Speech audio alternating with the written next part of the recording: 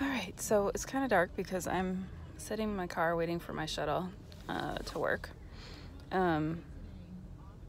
Just running late, of course, this morning. I can't seem to get my butt out of bed every morning. But I actually feel pretty awake, which is very unusual for me. I'm usually super duper sleepy on my way to work. So I'm feeling a little energized, which is a bonus. And I had prepped all my stuff last night, so I was actually, I was good because, of course, I was running late, which is why my hair is still wet because I didn't get to do anything with it. So we'll see how it goes. So yesterday I did try my chocolate protein shake that I normally have with the peanut butter powder. And again, it was good. It was fine. Not the Jif peanut butter taste that I really crave, but it was fine. I know I said something more, that this was going to be more about like food addiction. I was going to give information. So I plan on doing that tonight after I get home. Just some more of my experiences with foods and addictions. So if you are still interested in learning more about that, stay tuned. I'm sorry this is so dark. It's early. 6:28 in the morning. Oh, and there's my shuttle. So I will update more later. Have a good day. Okay, so I've made it through day 5. Being at work makes it a little bit easier. Did good. Had my regular protein shake on the way to work. And then I made a berry smoothie that was pretty good. Just had the regular vegetables. And by the way, I know that tomato is not a vegetable, it is a fruit. I got it. I know that.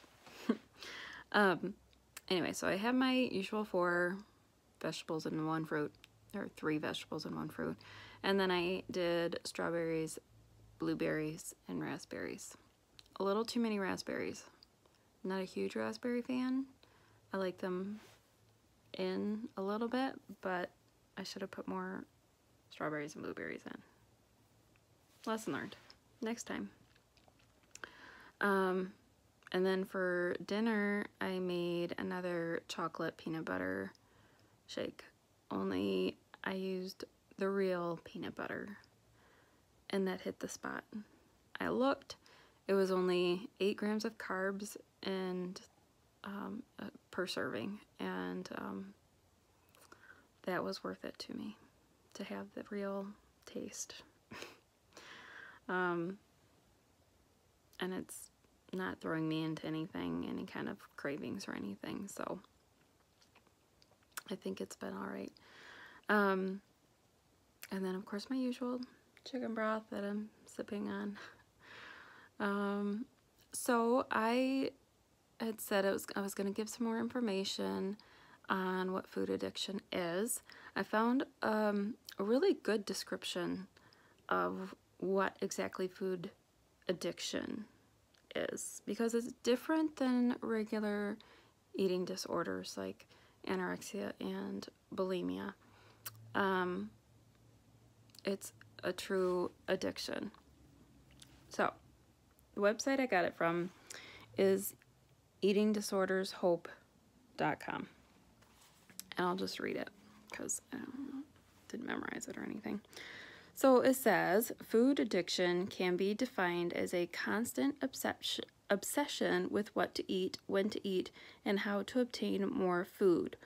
Overeating behaviors, hiding or hoarding foods, secretive behaviors, and inability to stop overeating or continued eating. Food addiction is a psychological and emotional addiction to specific foods and substances. Even though not directly the same as a substance addiction, food activates the taste, reward, and pleasurable regions of the brain, which I talked about in my first vlog, about the whole MRI showing the brain lighting up for food addicts with food images the same way the brain lights up for drug use for the drug addicts. So it's the same type of pleasure center. So food is triggering those pleasure centers in the brain, just like cocaine would trigger a pleasure center in a cocaine addict's brain. Same thing. That also brings up the whole, well, why can't you just eat that in moderation? Everything in moderation, right? No, can you tell a cocaine addict, just do 1 line a day? Is that going to work? I don't think so. So, really, in order to break free from these cycles, from the addictive substances, like the highly palatable foods like sugar and fat and salt, you have to abstain from them, which means no moderation. It just means no substances. You can't have them, or it triggers those centers in the brain. It's just a big downward spiral again, how drug addicts get back into doing drugs. They can be clean for how long, years, and it just takes one little thought in their head, says, I could handle just one. And cigarettes, same thing. I can have just one, and then a month later, just one more. It didn't cause me to do anything more the last time. And then 2 weeks later, another one, and a week. And then you're smoking a pack a day again. Same thing. I thought I could, take just a little bit of sugar and be fine with it after my surgery. And then, oh, well, it's just one little M&M. It's fine. I can totally handle it. And then, here I am. Now I'm stuck dealing with all of these issues again. With this stupid food addiction. So it sucks knowing that, especially with Christmas, Thanksgiving coming up, with all the goodies that are going to be around, all the sharing, and what do you do with family? When you gather with family, you eat, and all of the really good stuff, of course. And just knowing that it's going to be sitting in front of me, and I have to sit there and I'm not going to be able to eat it because it could throw me into a whole huge bad cycle again that I'm working so hard to get out of. So that's the little bit about, a little bit more I wanted to share on what food addiction is. Just knowing that moderation doesn't work. I wish it did. Jeez, I really, really wish it did, because life would be a lot easier if it did.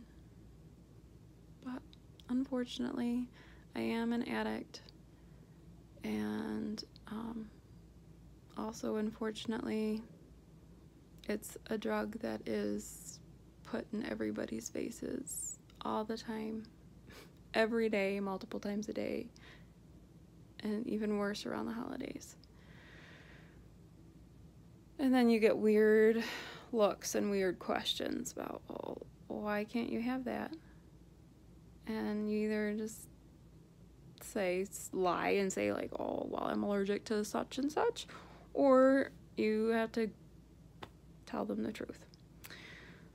So that kind of brings me to something else that I have been working on this week, and that is telling the truth. So people know that I'm on a liquid diet, and a lot of them ask if it's just for weight loss, and I say absolutely not. It actually doesn't really have anything to do with weight loss. I mean, it's a side effect, yes, but it has nothing to do with weight loss for me. It is getting off of my drug. It is detoxing from my drug of choice, which is food that I love, especially foods with sugar and carbs. That's what I'm addicted to. So I have been telling the truth. it's kind of been a bit freeing. So that whole hiding aspect, hiding, hoarding foods, secretive behaviors, totally me. Hide things, hide food all the time. Very secretive in my eating and my binging, hiding just everything. Hiding food, hiding receipts, hiding the fact that I, ate an entire box of Snickers ice cream bars in one sitting. It's always been full of secrets and lies and hiding. And so to be a little bit more open, to let people know that I'm dealing with this, has been quite freeing this week. And hopefully I can make people more aware of what food addiction is and who might be the face of it. So there you go. Day 5 was much better than day 4. Much better. Simply because I was at work and I wasn't having to think about food all day long.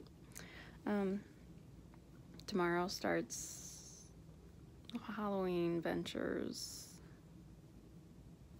So lots of candy going to be in the house over the next week. And seeing as though that is my biggest drug, I'm a little bit worried. So anyway, that is all for tonight.